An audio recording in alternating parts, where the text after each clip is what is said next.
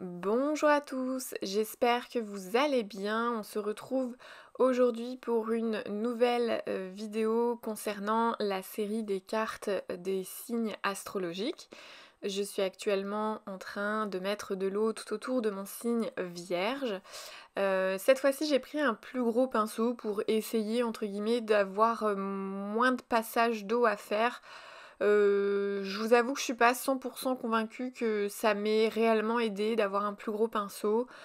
Mais je pense que voilà, je recommencerai l'expérience histoire de vraiment bien comparer les différentes façons de faire.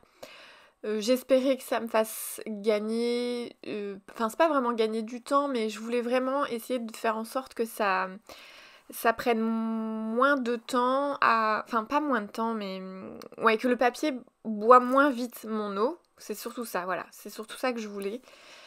Et au final, je suis pas convaincue d'avoir vu une grosse différence avec mon petit et gros pinceau. Voilà.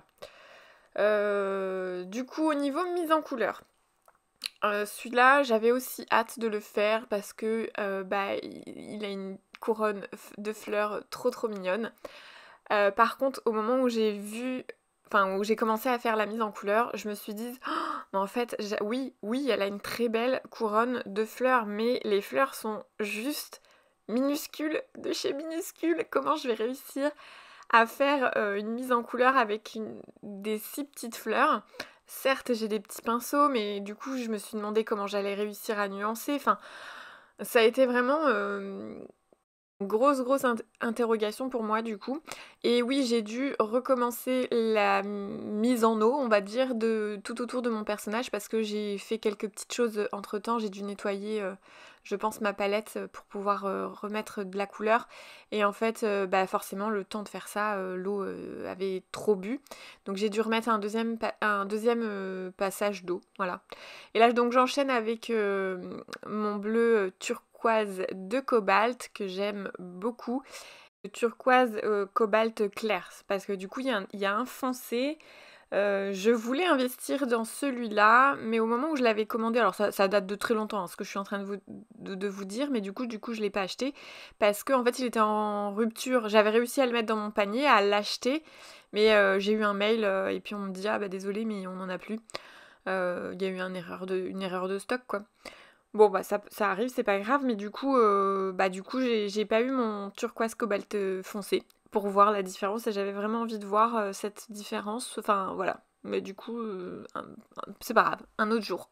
Un jour, peut-être. Là je fais un second passage au niveau du sol sur ma carte, comme j'ai procédé pour les autres signes. J'adore cette couleur là, le turquoise cobalt clair, c'est vraiment une de mes favorites. N'hésitez pas à me dire dans les commentaires si vous êtes vierge et si du coup vous allez aimer le résultat final de cette carte. Et j'aimerais vous poser du coup une seconde question en parlant de couleurs favorites. Est-ce que vous avez vous aussi des couleurs favorites dans un certain médium? Voilà, par exemple moi en aquarelle j'aime vraiment beaucoup alors le rose opéra, oui, le rose de Garance, le turquoise cobalt, et puis bon, il y a par exemple moi j'aime bien le vert de vessie ou le vert olive, c'est vraiment mes couleurs favorites, on va dire, dans l'aquarelle. Mais par exemple, si on passe au caran d'Ache, ça va être plutôt dans les tons de violet par exemple. Il y a deux couleurs, alors je me rappelle plus les noms, mais il y a deux couleurs, mais qui sont dans les tons de violet que j'aime beaucoup dans les caran d'Ache. Donc comme quoi, en fonction des médias, on peut avoir également des couleurs favorites différentes. Enfin, en tout cas, c'est mon cas à moi, donc j'aimerais bien connaître votre avis là-dessus. N'hésitez pas à me dire du coup dans les commentaires si dans vos médias, vos différents médias, vous avez... enfin, dans vos différents médiums, pardon, vous avez justement une couleur favorite ou pas.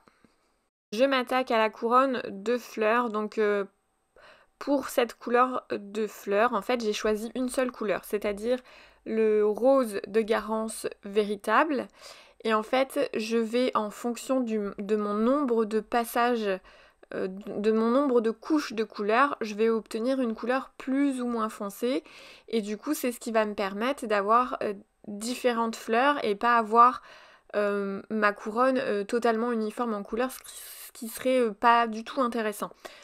Je cherche pas spécialement à faire des nuances dans mes pétales parce que là, clairement, mes fleurs, elles sont tellement petites que voilà, je cherche pas du tout à faire ça. Je cherche vraiment juste à faire des fleurs nuancées dans sa globalité en fait. Voilà, une fleur rose claire, une rose rose plus foncée, mais avec la même couleur d'aquarelle par contre. Alors j'aurais pu choisir différentes couleurs d'aquarelle, mais là c'était pas forcément ce que je recherchais. Donc je vais laisser sécher et je vais revenir faire des couches différentes dans ma petite couronne. En attendant, bien évidemment, je passe à d'autres détails, le temps que ça sèche, etc. Parce que du coup, je vais m'y prendre vraiment en deux, je crois, ou trois fois à faire des couches exprès différentes. Voilà, et du coup, je choisis, donc dans les mains, elle a une sorte de diamant. C'est vrai que là, sur la vidéo, c'est peut-être pas évident, mais elle a une sorte de diamant, et du coup, j'ai choisi le vert, comme si elle avait, voilà, un émeraude dans la main. Ou une émeraude, je sais pas si... Oui, c'est une pierre, donc une émeraude. Voilà, donc... et puis je fais du coup son petit gilet dans les tons de rose également.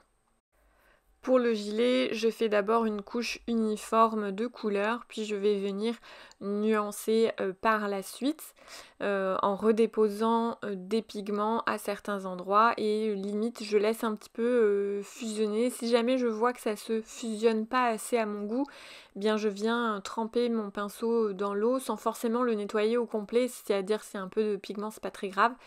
Et du coup, je viens essayer de fusionner un petit peu mieux mes pigments.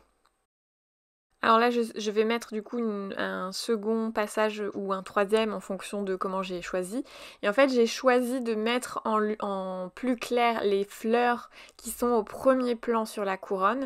Et il y a certaines fleurs qui sont en deuxième, voire troisième plan, on va dire. Et du coup, je vais foncer celles qui sont censées être un peu en arrière, etc. pour dans un souci de cohérence, hein, tout simplement.